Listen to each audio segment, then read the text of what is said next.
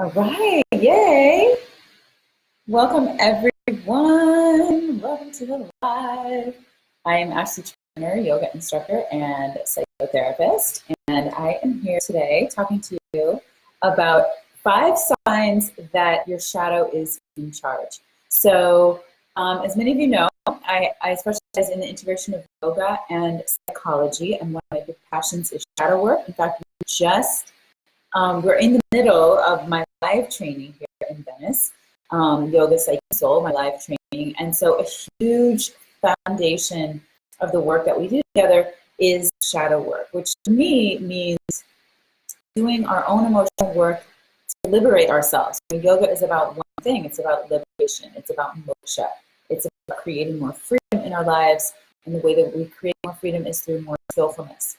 And so the integration of yoga and psychology, in fact, it's not really integration because yoga is a psychology. Yoga is a study of the self. But the foundation of that is that we're building more skills, mental and emotional health skills, so that we're living more skillfully.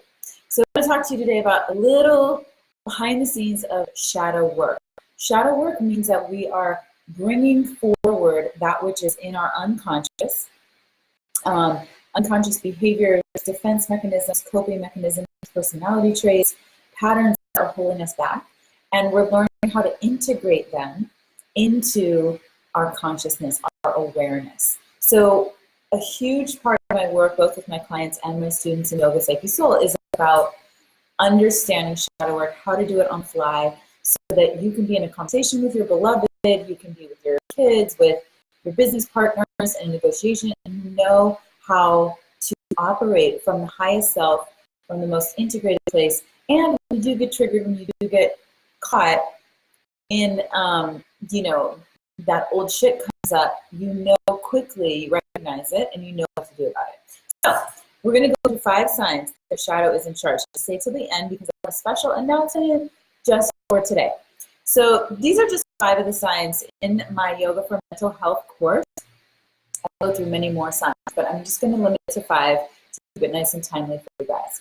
So the first key is that when you're getting triggered, and one of the ways that I know that I'm getting triggered is when I tend to criticize someone, when there's something that I want to gossip about in someone else, when I want to make a comment about someone else, I know that I'm triggered.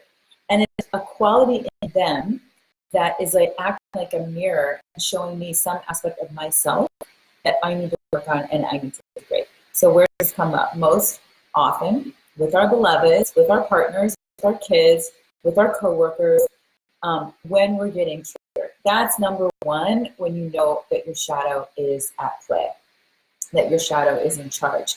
So what do you do when you get triggered? Identify what is that single aspect or factor or behavior that you're seeing in someone else that's pissing you off. And then ask yourself, where does this live within me to any degree? It may not be to the same degree, it may not come out in the same way, but if you're judging someone, let's say for, I'm a bit of a perfectionist, and so I tend to judge people when I think they're not doing a good enough job or they're not trying hard enough. And so then I have to look at, number 1, where am I a perfectionist and have extremely high expectations that sometimes are unreasonable? And number 2, how do I hold myself to that standard? How am I so self-critical that I don't give myself permission to make mistakes or falter? And number 2, where am I incompetent? Where am I not striving to be my best? Or where am I not showing up with the most effort, right? So both sides. So that's how you look at every single thing in your life as a hall of mirrors. That is the basics of shadow work. Number 2, how do you know if you're a sign that your shadow is in charge? Overvaluing being positive. This is a very common theme particularly in the spiritual wellness community, overvaluing being positive. It's why I did an entire Instagram challenge on all vibes in time. It was a backlash to the hashtag good vibes always, or good vibes only. Good vibes only. So that's overvaluing being positive. We don't only have good vibes. We have all vibes, and we want to invite all vibes anytime. So overvaluing being positive means that we are casting out any negativity. We're not giving ourselves permission to feel certain things. There's a huge rainbow of emotions. All of our emotions are valid. They're all giving us different information, and they're all very valuable. So we want to invite all vibes anytime. So notice if you have a tendency to be overly positive, or even on, like I see it a lot on Instagram and all these memes, it's good vibes only, and it's, our challenging vibes, anger, frustration, jealousy, resentment, those are teaching us a lot. There is a lot of medicine. There's a lot of information of where we need to wake up. So notice if you have a tendency to overvalue being positive. Okay, that's number 2. Number 3 is a big one.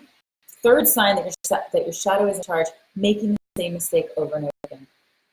So, for example, in my partnership, I notice that we get into the same kinds of arguments over and over again. And what that means is that we're both getting triggered by the same thing over and over again. So we keep getting into a rut. In yoga psychology, this is called a samskara. Samskara is a groove or a rut that we're getting stuck in. So we pick the same type of partner, the same type of business relationship, same conditions that's clearly running the show. If we're identified with that conditioning, we're operating from that software program. So notice what the themes are in your life. What are the themes that are challenges? Is it scarcity mentality? Is I'm never going to make enough money? Is it all men are like this? Or I'm always late? That's a big one for me. I'm late a lot of time, and that's a problem for me, and that's a shadow. It's part of my rebellious shadow. Like, I don't want to be told what to do, and it's like an unconscious rebellion. That's part of it. So what are the themes or the patterns that you get stuck in when you keep making the same mistakes over and over again? How can you step to a different direction, look at that issue, address it, install different behaviors, download a different operating system, a different software program, upgrade your software program so that you don't keep making the same mistakes over and over. Number 4, sign that you're in charge, that your shadow is in charge, saying that we're fine and we're not. Again, this is sort of that overvaluing positivity, but it can be a persona.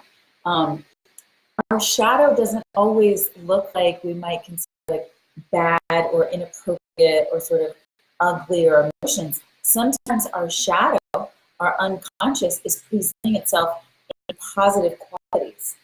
It's because we're putting that front on, that persona on, when really there's something deeper going on underneath. So saying we're fine when we're not, instead of saying what we're really feeling, instead of saying what's true. So practice when someone asks you how you are, very simple practice, truly, honestly tell them how you are. And I've noticed a shift in my friendships. It's like we really tell each other how we are. You know what? Oh, I'm so sad today. I'm really just like having a hard time. It's really difficult. I had a very dear friend staying with me a couple weeks ago, last week. And it was just so liberating that every day, one day he woke up and he was just like, God, I'm just so sad. I'm just feeling like I have tears like right on the edge of my eyes. And I don't feel like doing anything. I'm so in it, So really just being honest, being transparent, it allows us to befriend what's happening and stay authentic and stay real. So that's number 4, sign that your shadow is in charge, saying you're fine when you're not. So practice being honest, being transparent, being authentic. And on social media, same thing. Number 5, 5th sign that your shadow is in charge. This is a big one. When we have difficulty saying I'm sorry. So when we have clearly hurt someone, when someone is upset, whether we meant to do it or not, our intentions are not the same as our impact. So how easy is it for you to acknowledge your mistakes? To actually say, I'm sorry, you're right, and I was wrong. Right and wrong. This is very important. I have a real tendency towards defensiveness. I just have to own that. And it allows us to start building bridges with people. So notice if it's difficult, if you get defensive, if you start to shut down, if you want to point the finger, well, you did this, so I did that. Blame. blame and shame. Big sign our shadow is in charge, that there's a persona, again, that we're trying to protect some aspect of ourselves. When we disarm ourselves, we come into our full power, when there's nothing to prove and nothing to hide. Okay, so these are some basics of shadow work. Overvaluing the positive, making the same mistake over and over, saying we're fine when we're not, when we have difficulty saying I'm sorry, and noticing when we get triggered by other people, what are those aspects that are triggering us?